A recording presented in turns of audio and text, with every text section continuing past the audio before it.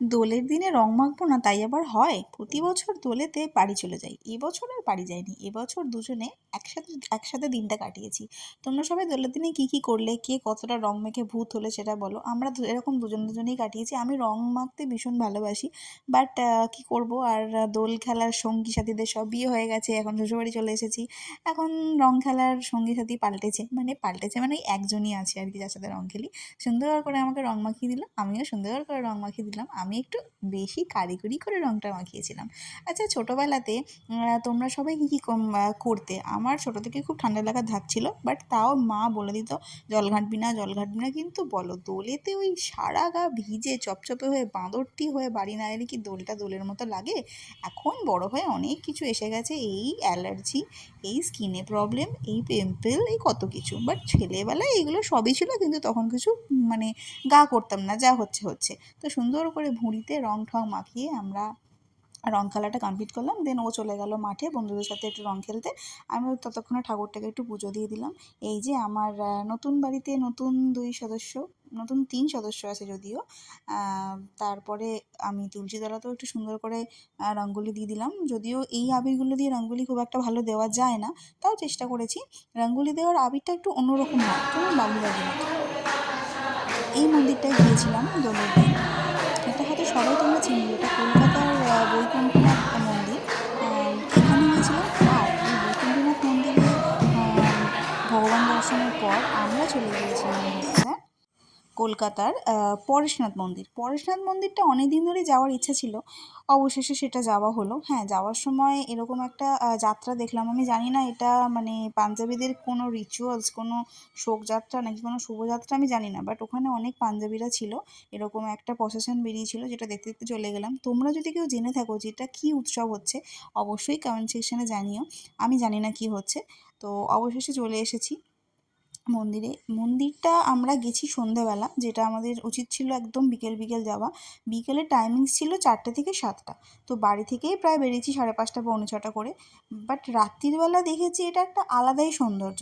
দিনের আলোয়, সূর্যের আলোয় এই মন্দিরের সৌন্দর্য আমার মনে হয় মানে 1000 গুণ বেশি আরও মানে সুন্দর লাগবে রাতের তুলনায়। পুরো মন্দিরটার মধ্যে না সুন্দরভাবে মিরর ওয়ার্ক করা ছিল। মানে আমরা সাধারণ মানুষরা মানে আর্কিটেকচাররা যে কী কীভাবে জিনিসকে সাজাতে পারে, সেটা এই মন্দিরটা না দেখলে মানে কেউ বিশ্বাস করবে না। কলকাতার বুকে যে এত সুন্দর একটা মন্দির আছে, মানে আমি এতদিন জানতাম না। আমি সবাইকে এটা সাজেস্ট করব, অবশ্যই এই মন্দিরটায় ঘুরে আসো। বিকেলবেলার টাইম হলো 4টে থেকে 7টা। সকালের সময়টা আমি জানি না, কমেন্ট করো, আমি তাহলে জেনে বলে দিতে পারবো। মন্দিরটা এত সুন্দর, যদিও মন্দিরটার চারিদিকে ভিডিও করা অ্যালাউড ছিল, বাট ভিতরে ভিডিও করা অ্যালাউড ছিল না। এই যে বাইরের কাজগুলো না পুরো মিরর ওয়ার্ক করা, আর ভিতরটাও পুরো মিরর ওয়ার্ক, মানে এতটা সুন্দর আমি মানে ভাষায় প্রকাশ করতে পারবো না যে এটা কতটা সুন্দর। আর পুকুর মানে ওর মধ্যে না, মন্দিরের মধ্যে একটা অনেক বড় একটা জলাশয় ছিল, যার মধ্যে মাছ ছিল। আমরা ওখানে বসে অনেকটা সময় কাটিয়েছি। এছাড়া না একটা ফোয়ারাও ছিল, তোমাদের দেখাবো সবটাই। অন্ধকার হয়ে গেছিলো তো অনেকটা, মানে ফোনের ফ্ল্যাশ জেলে যতটা প্রকাশ করতে পারিনি কতটা সুন্দর আমি।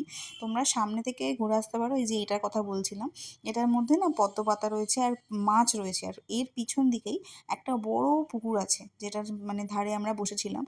তো ওখানটা বসেও অনেকটা সময় কেটে যাবে। এই মন্দিরে ঢুকতেই বাঁদিকে আরেকটি মন্দির আছে, সেই মন্দিরের নামটা এই মুহূর্তে ভুলে গেছি। ওই মন্দিরটা হচ্ছে, এই মন্দির 7টায় বন্ধ, তো আমরা 6:56 করে বেরিয়ে গেছিলাম যে ওই মন্দিরটা ঘুরে নেব। বাট ওই মন্দিরটা না তখন বন্ধ হয়ে গিয়েছিলো, তখন সেই জন্য ওই মন্দিরটাতে যেতে পারিনি। ওই মন্দিরটা যদি অন্য কোনো সময়, অন্য কোনো দিন যদি আমরা বিকালের দিকে যাই, একদম মানে 4টে বা 4:30টায় ঢুকে যাই, তাহলে ওই মন্দিরটাও আর একবার ঘুরবো, তখন তোমাদের ওইটাও এক্সপ্লোর করে দেখাবো।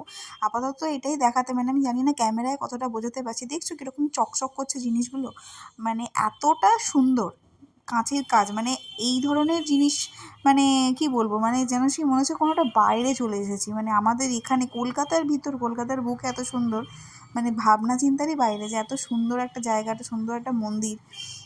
আর এই যে আমার র্যাপিডো ড্রাইভার সবাইকে হাই করতে বলছিলাম, আমি শুধু হাসছিল আর পালিয়ে পালিয়ে যাচ্ছিলো। এরপর মন্দির থেকে বেরিয়ে সন্ধ্যের নেশা চা, সুন্দর করে একটু চা খেয়ে নিলাম। যদিও আমার অবস্থা ছিল বিধ্বস্ত, আমি প্রচণ্ড মানে ঘেমে চান করে ভিজে গেছি একেবারে, দেখতেই পাবে। কিন্তু এত গরম লাগলেও চা আমাকে খেতে হবে, মানে গরমে মরে যাব তাও আমি চা খাবো। যাকে দেখা হবে পরের ভিডিওতে। কেমন লাগলো ভিডিওটা অবশ্যই জানিও। টাটা।